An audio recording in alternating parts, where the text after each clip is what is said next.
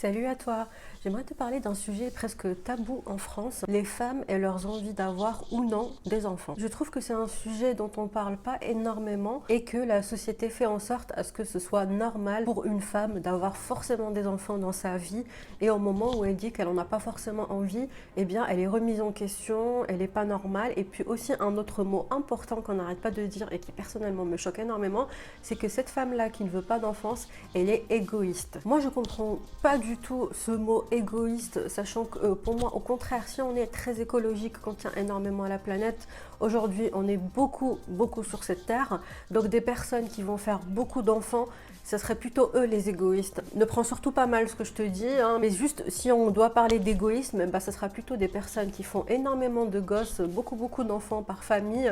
Ça fait qu'il y a beaucoup plus de monde dans cette planète, donc beaucoup plus de consommation, de surconsommation. Alors si vraiment on doit traiter quelqu'un d'égoïste, ce serait plutôt les personnes avec beaucoup d'enfants. Mais après, bien sûr, chacun fait ce qu'il veut. Moi, je suis là pour juger personne, mais vraiment, j'aimerais qu'on raye ce mot égoïste quand une femme dit qu'elle ne veut pas d'enfants. C'est juste pas normal de la traiter d'égoïste. Au contraire, elle fait pas d'enfants, donc c'est encore mieux pour l'écologie, c'est mieux même pour tout, que ce soit pour les aides, donc l'argent, ça peut être pour tout et n'importe quoi. Au contraire, si on fait pas d'enfants, c'est pas être égoïste ou non.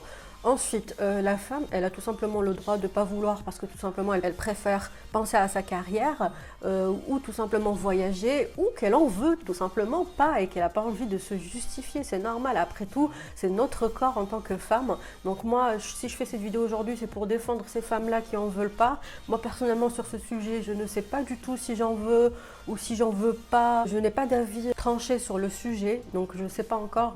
Peut-être que j'en saurai un peu plus dans quelques années ou dans quelques mois. Je ne sais pas, mais en tout cas, moi, personnellement, je suis pas fermée à cette idée d'avoir des enfants, ni de pas en avoir. Et quand je pense comme ça, et que parfois j'ai des conversations avec des personnes, surtout, par exemple, des filles, elles sont assez choquées de cette façon de penser. Comment ça, tu veux pas d'enfants, mais tu vas finir toute seule, tu vas vieillir seule, les enfants, c'est la vie, t'as rien compris à la vie. Et puis les hommes, c'est encore pire, parce que, bon, personnellement, je trouve que la plupart des hommes veulent des enfants, donc dès qu'ils voient une femme qui n'en a pas envie, pour eux, c'est pas une femme normale, c'est une femme peut-être beaucoup trop moderne. Il y a cette difficulté de compréhension entre ces deux teams. On a une team pro-maman, une team anti-enfant. Enfin, c'est complètement débile. Déjà, je trouve qu'entre femmes, on se soutient pas assez comme ça. Alors si en plus on se met à critiquer pour le choix personnel d'une personne, alors c'est en plus son propre corps, donc elle en fait ce qu'elle veut. Donc il n'y a pas à juger. C'est pas normal qu'on n'en parle pas beaucoup dans notre société d'aujourd'hui. D'ailleurs, justement, cette société-là, elle-même, comme si elle nous obligeait, entre guillemets, à forcément faire des enfants. Genre c'est ça la vie, on fait des études, on travaille et après il faut se marier, faire des enfants. Non, on n'a pas forcément tous envie de faire la même chose. On n'a pas tous envie de suivre forcément le même schéma habituel, traditionnel. Non, il y en a qui ont envie de se marier, d'autres non. D'ailleurs, je t'ai fait un sujet là-dessus aussi qui s'intitule la pression du mariage. Et puis il y en a qui ont envie de se marier, mais pas forcément d'avoir des enfants, qui préfèrent voyager, qui veulent pas faire de sacrifices.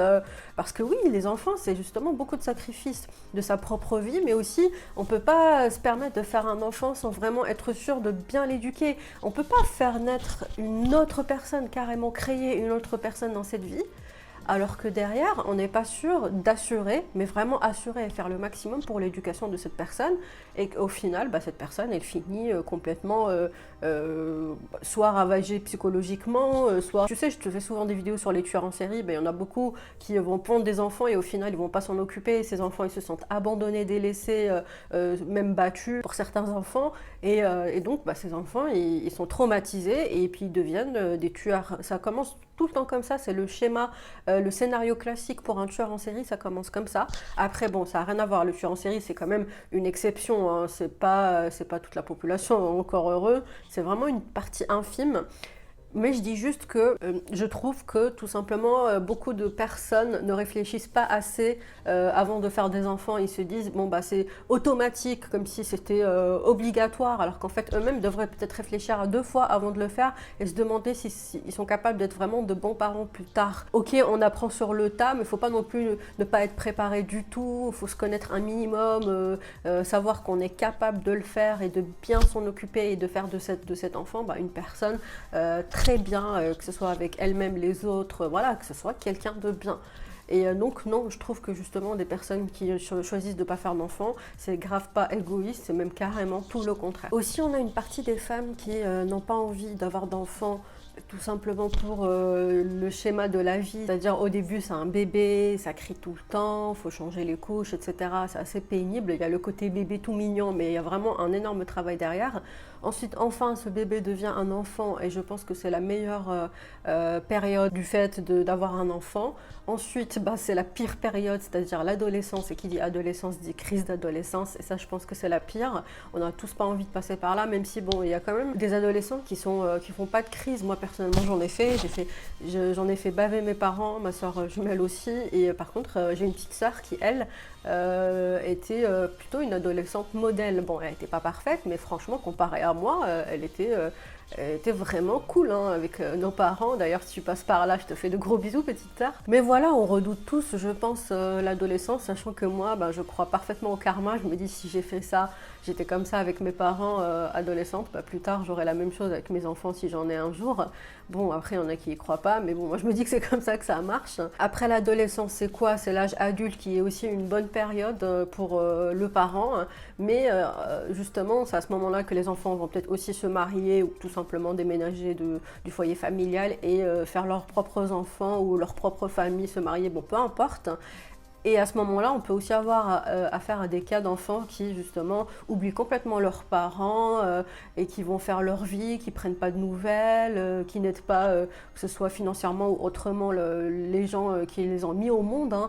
Et encore pire, c'est ces personnes-là qui vont envoyer leurs parents dans ces foyers pour personnes âgées.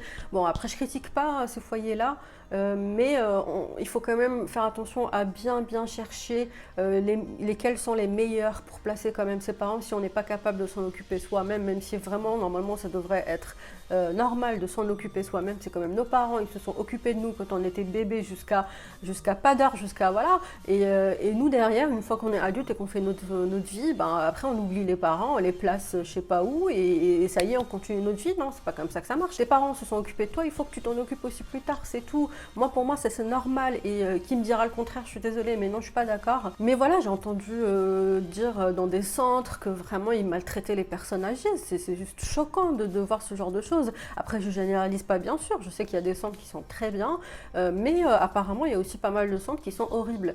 Ou alors, les parents, ils sont encore chez eux, ils sont pas dans des centres spéciaux pour personnes âgées, mais justement, ils sont tout seuls, personne s'en occupe. J'ai entendu beaucoup d'histoires de parents qui sont tout seuls alors que leurs enfants sont juste à côté et qui viennent pas demander des nouvelles, qui viennent pas les voir, les aider. Vraiment, ça me révolte. Ça, je ne comprends pas, je ne comprendrai jamais ce genre d'attitude. C'est juste des enfants ingrats et qui méritaient même pas en fait d'être nés dans cette vie. Si c'est pour que derrière, ils soient complètement égoïstes et qu'ils n'aident pas la personne qui les a mis au monde. Après, par contre, aussi chose importante, je suis pas en train de dire si on fait des gosses, c'est pour que ces gosses-là s'occupent de nous quand on sera vieux. Hein. Je n'ai pas dit ça, justement, faut pas mettre les choses hors contexte. On fait pas des enfants pour plus tard être aidés quand on sera vieux. Ce n'est pas le but, justement. D'ailleurs, il faut arrêter avec cette idée. Quand une femme ne veut pas d'enfant, derrière, on lui dit « Ah, mais quand tu seras vieux, personne ne s'occupera de toi. » Il faut arrêter avec ça parce qu'on ne fait pas des gosses pour ça. Mais une fois qu'ils sont là, c'est quand même normal que ces gosses s'occupent de leurs parents. Voilà, c'est ça que j'essaie de dire. Donc, pour résumer, une femme qui ne voudra pas d'enfant, ce sera parce que soit elle n'en a pas envie, et on comprend, c'est son corps, son choix. Et deuxième chose, ça peut être à cause des sacrifices où on ne peut pas voyager, on a beaucoup de responsabilités et c'est normal.